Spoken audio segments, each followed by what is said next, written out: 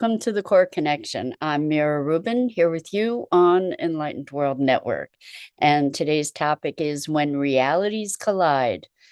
Uh, and we're going to be talking about gaslighting and when realities collide, where we can have a shared experience with someone and very, very different perception of what that experience is, and how we can maintain our center in the face of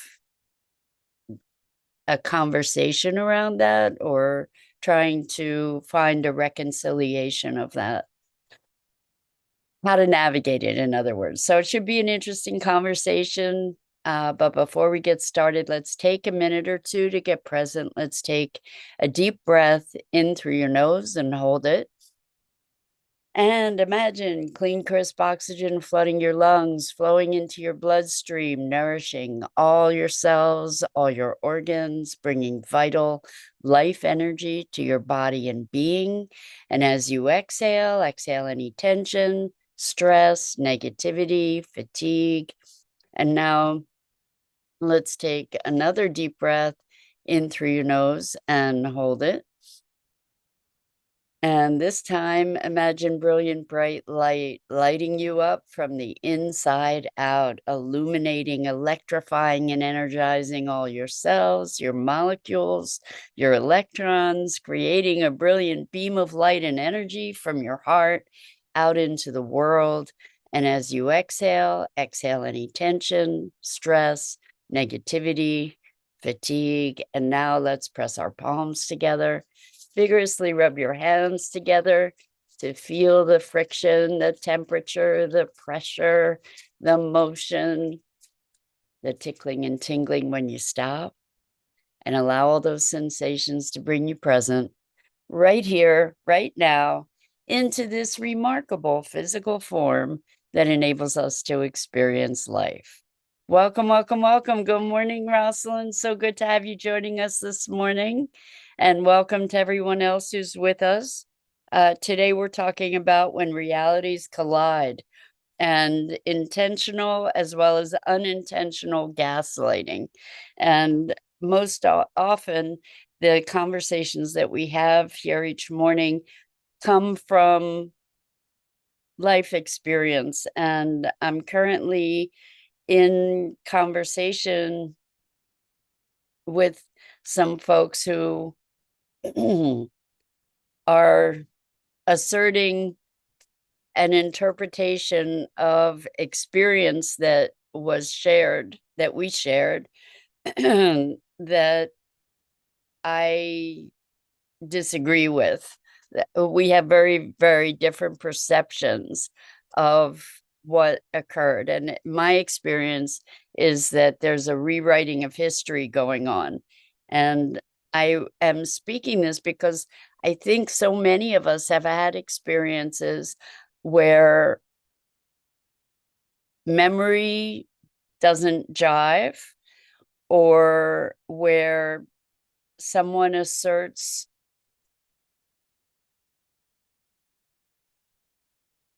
an interpretation of experience that differs very widely from our own.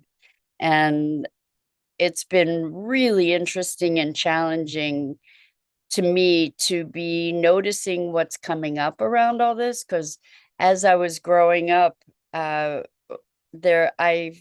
experienced a lot of this gaslighting.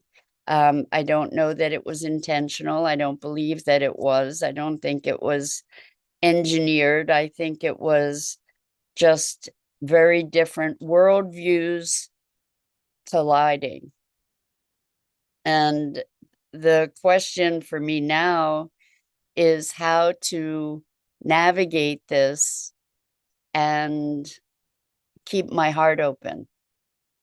So to be able to maintain my center and keep my heart open. So what I did was I looked into ChatGPT, which is my my friend and and collaborator in so many ways. If you haven't checked out ChatGPT or AI Studio, these different AI tools, it's really quite remarkable what we can, what kinds of information we can access through them, and also what kinds of generative thought can come from interacting that way. So I'm going to share stuff from ChatGPT this morning around this notion of gaslighting, because I think as you hear some of these things, they will resonate, and maybe we can have a further discussion about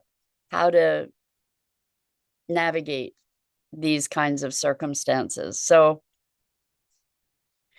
I asked ChatGPT for a definition of gaslighting, and this is what came up.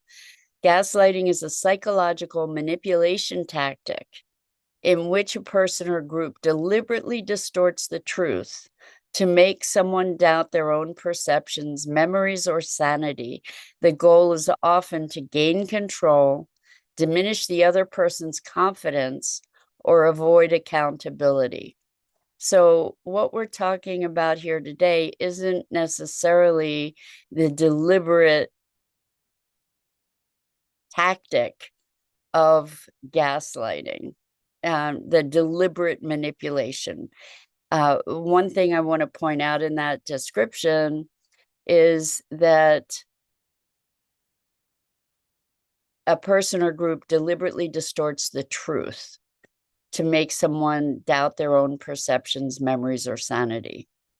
So, the deliberate distortion of the truth, I don't think that needs to be there for gaslighting, because we all have our own realities, and we all become conditioned into believing our realities are real. And so there doesn't have to be a deliberate manipulation of the truth. It's a different or discordant representation or experience of the truth. And so the key characteristics, according to Chat, of gaslighting are denial of reality.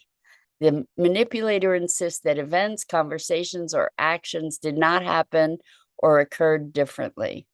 And so it may not be deliberate denial of reality. It may be that there are different experiences of reality. And the person who's experiencing one version of reality is insistent that their reality is so, as is the person who is on the other side of it. Okay, there's contradiction. The victim's perceptions or memories are consistently challenged, leading to self-doubt. So what is happening here, my experience of it, is that my perception is being consistently challenged, and actually not just by one person, but by two people. And I vehemently disagree with their perception and offered validation for my perception that was perhaps ignored or not seen in the way that I see it. So we have very different perceptions. This is really interesting. So growing up, when I was, when the interpretation of certain behaviors or certain interactions was different than what my intention was or what I knew of myself, that undermined my self-confidence. And I'm saying this all personal, just so that maybe you can relate to it yourselves. I'm sharing this because I think it's a common experience. And it's very confusing and disruptive. So there's the contradiction, there's minimization. The manipulator may downplay the victim's feelings or concerns, labeling them as overly sensitive or irrational. And my guess is that there are many of us who have experienced that kind of minimization. I don't know that that's at play in this circumstance because I don't think that there's malice in this circumstance. And I don't think there necessarily has to be malice for this kind of gaslighting thing to occur. There's projection. The gaslighter accuses the victim of behaviors they themselves are engaging in. And we can see this. We see this in the political sphere a lot these days. And where one group accuses another group of doing exactly what they're doing. And then there's repetition. Over time, persistent gaslighting can erode the victim's trust in their own judgment, fostering dependency on the manipulator's version of reality. And I can say that in my life, that is what had happened in the past. Uh, the effects were, and these are listed by chat: loss of confidence, confusion and disorientation, increased anxiety or depression, isolation from others, difficulty in making decisions or trusting their own intuition. So if you have experienced that, there's this whole dynamic. And I think it's very liberating to recognize that this is a dynamic that's occurring. It doesn't have to occur with malice, but it's it's something that happens in the context, well, certainly in power dynamics, but it happens in all kinds of contexts. So it goes on to say gaslighting often occurs in abusive relationships, whether personal, professional, societal, and its recognition is a crucial step toward reclaiming autonomy and seeking support. So this is a really important piece to recognize when this dynamic is occurring. We get caught into it where somebody says you're this, that, or the other thing, and you feel like, oh my gosh, is that really true? And try to tease out or understand the dynamics behind things. It can bring us to question ourselves in a very deep way.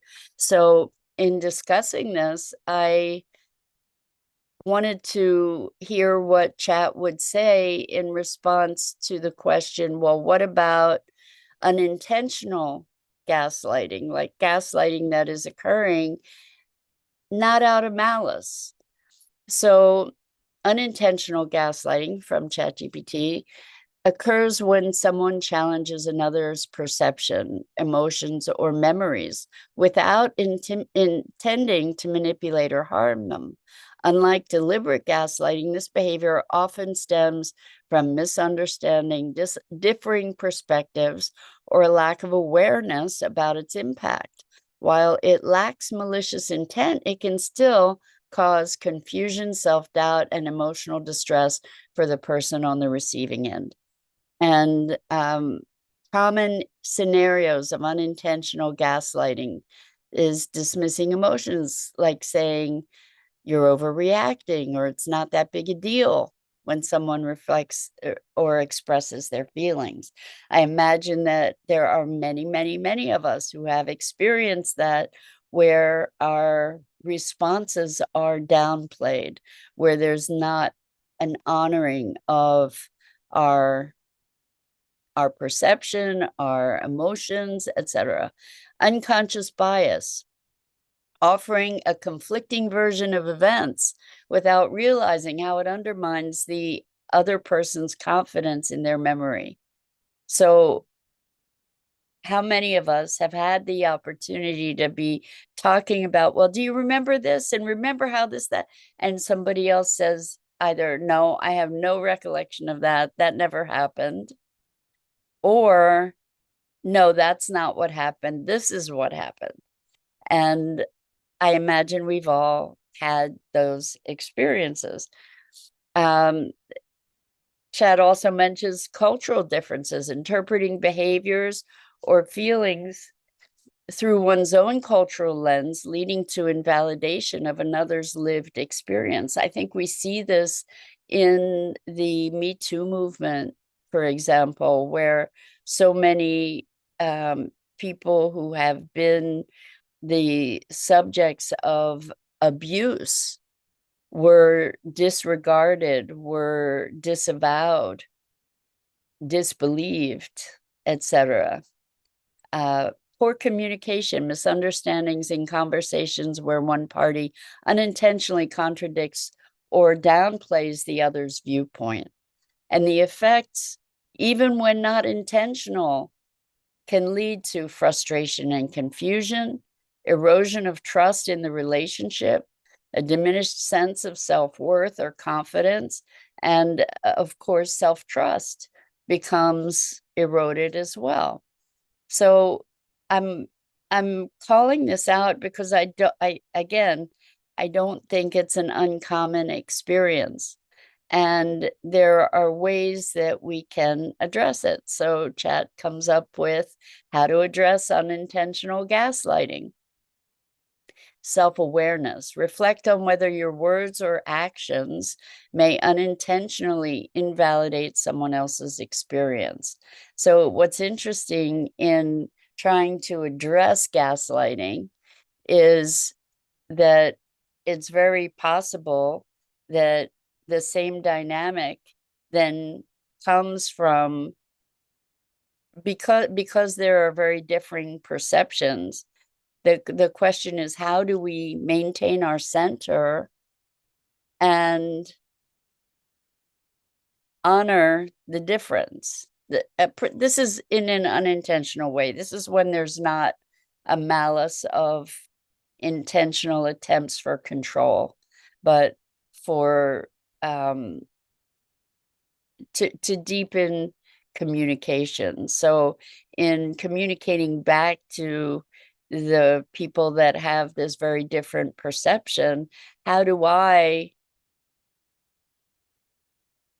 speak in a way or communicate in a way that isn't doing the same thing that I'm experiencing being done to me?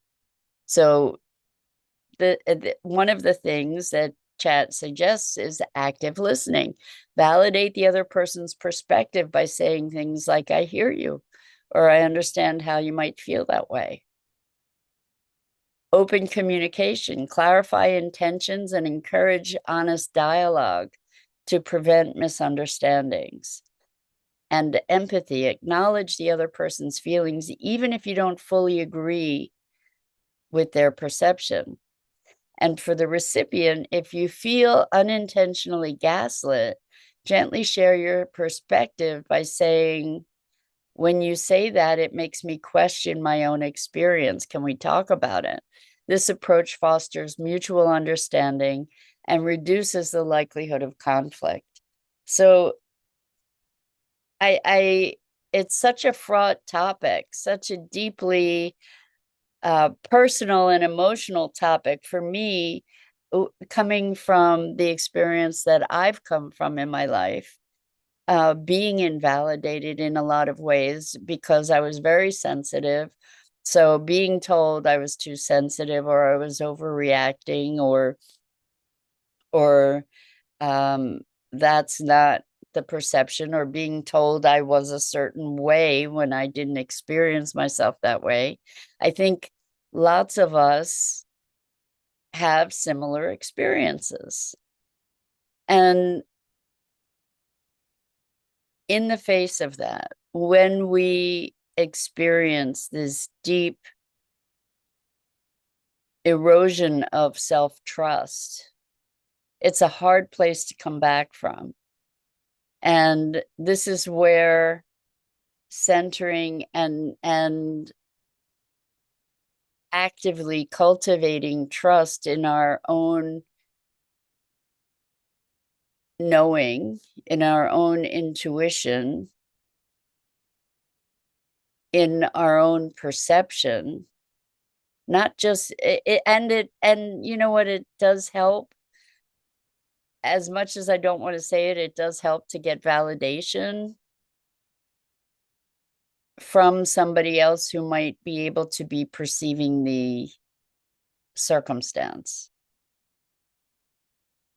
so that we can say, okay, I'm not crazy.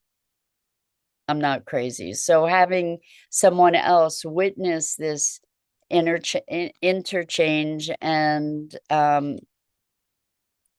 behavior in my growing up, having someone else who I respected witness that and comment on it made a big difference to me, because it let me know, well, wait a second, I didn't make it up. It's not just in my head. And this whole experience that I'm talking about with you actually triggered a whole lot of that internal confusion and disruption from growing up.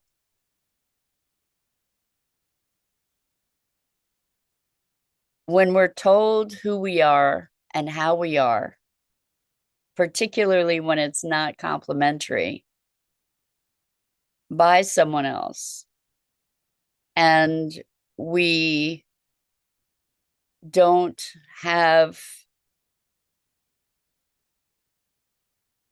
a strength of center, it can be eroded over time by that constant messaging. uh it's it's not an easy thing to come back from, and it takes cultivating self-trust. It may take removing yourself from that circumstance, and as children we don't have that option. But to look at the messaging, to recognize this person just has a very different perception of the world. And am I going to give my agency? Am I going to give my power, my personal power, over to that person by assimilating that perception? Growing up, we're very susceptible to that kind of programming, and we internalize it because we are taught that's the reality. We're not necessarily questioning it. We might fight against it, but it's sort of leaking in there, with on a deep level, and impacting how we show up in the world. So engaging in a conscious inquiry about these perceptions that we may have internalized is a really valuable thing to recognize, so that we can dissolve those overlays and regain a deeper connection to what's true for ourselves. And it's a messy thing. It's a messy dynamic to try to wade through. And it can help to get support from someone to help untangle all these threads. That's part of the power of gaslighting, is that it kind of creates a confusion, a dissonance that throws us into a more susceptible state even. And sorting through that confusion by ourselves isn't always possible. It's not even, I mean, it's not easy. And it is important to be finding our way back to ourselves, to who am I without the projections of others?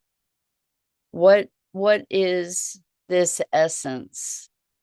And not as a fixture, not as a static definition, but to start becoming more aware of, like, our body is a really good tool to help us tune in to what's in alignment and what isn't. And cultivating that state of connection and alignment is one of the most powerful things we can do. Because in the face of this kind of thing, what I notice is that my body feels very jangly. And so using the breath, using relaxation techniques, using focus techniques so that we can maybe calm the mind that might be racing with trying to figure it all out. So Rosalind says, what sticks? I either accept it or reject it. Is there an in-between? I think we can say from that person's perception, such and such. Like, it's not either or. Maybe it's both and. It's like, that's not my reality. And I can recognize that you have a different reality. And so maybe we can access our own reality to and rather than rejecting, to affirm our own reality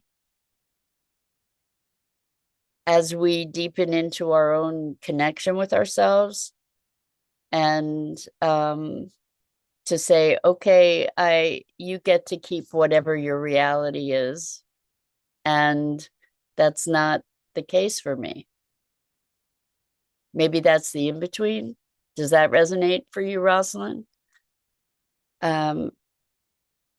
Anyway, I've been wrestling with this because my first response was anger, because it felt in this particular situation that not only was my reality being challenged, but my competence.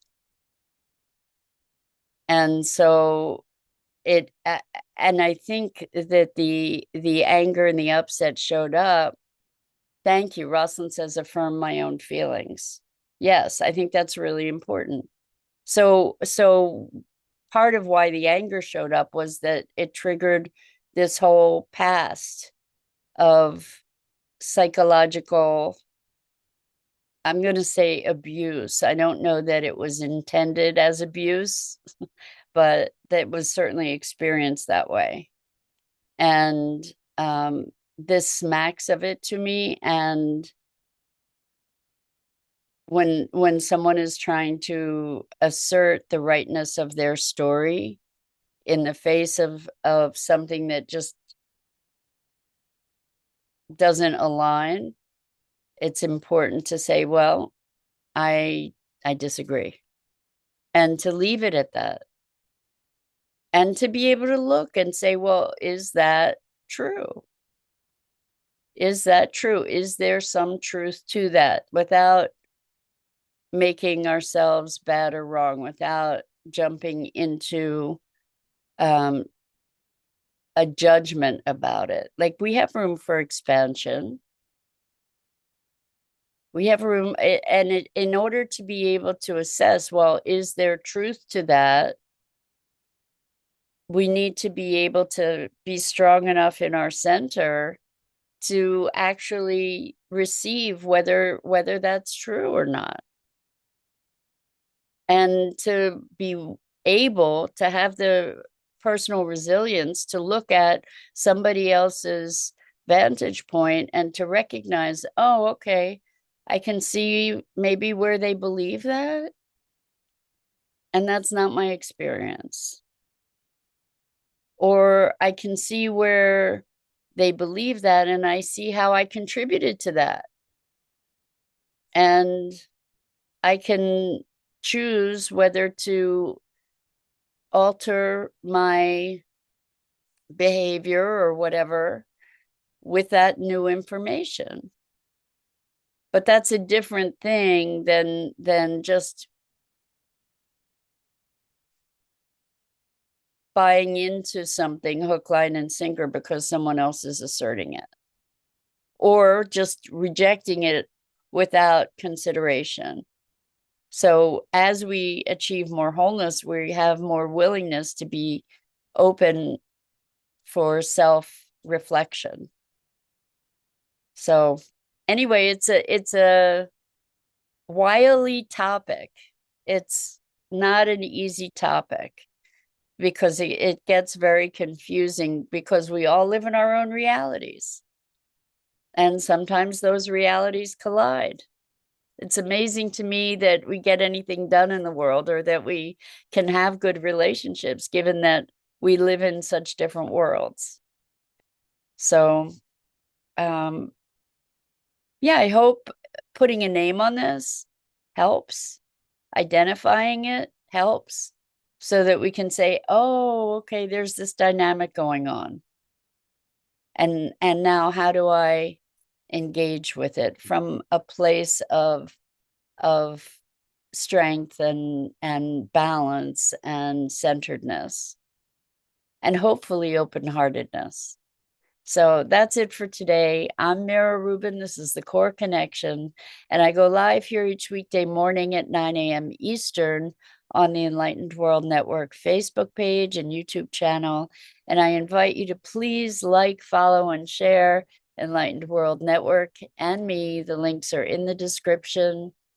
And as always, it's a tremendous privilege and very illuminating for me too, to have the opportunity to have these conversations with you each